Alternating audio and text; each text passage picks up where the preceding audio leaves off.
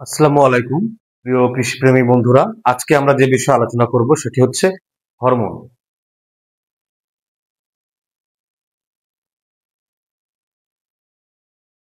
Hormone কি জিনিস অনেকেই আমরা কম বেশি বুঝি।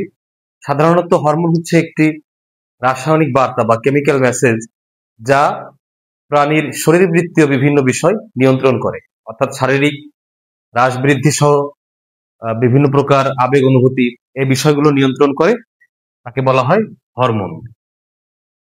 আর গাছের শরীরে বা অঙ্গে যেই হরমোন কাজ করে তাকে বলা হয় উদ্ভিদ হরমোন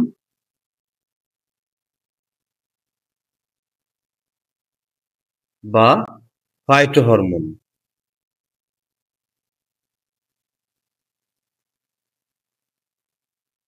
উদ্ভিদের শরীরে এরকম 5টি গুরুত্বপূর্ণ হরমোন আছে, যেগুলো খুব গুরুত্বপূর্ণ ভূমিকা পালন করে। সেগুলো কি কি?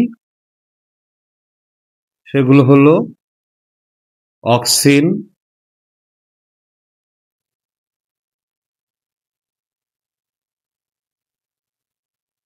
সাইটোকাইনিন,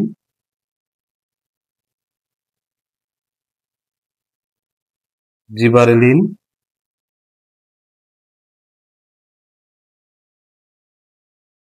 ইথিলিন এবং অ্যাবসিসিক অ্যাসিড। আরো কিছু হরমোন উদ্ভিদ অঙ্গে রয়েছে, কিন্তু সবচেয়ে বেশি গুরুত্বপূর্ণ ভূমিকা এই 5টি হরমোন রাখে, যারা উদ্ভিদের বিভিন্ন শারীরবৃত্তীয় হ্রাস বৃদ্ধি থেকে শুরু করে আবেগ অনুভূতি এগুলো নিয়ন্ত্রণ করে।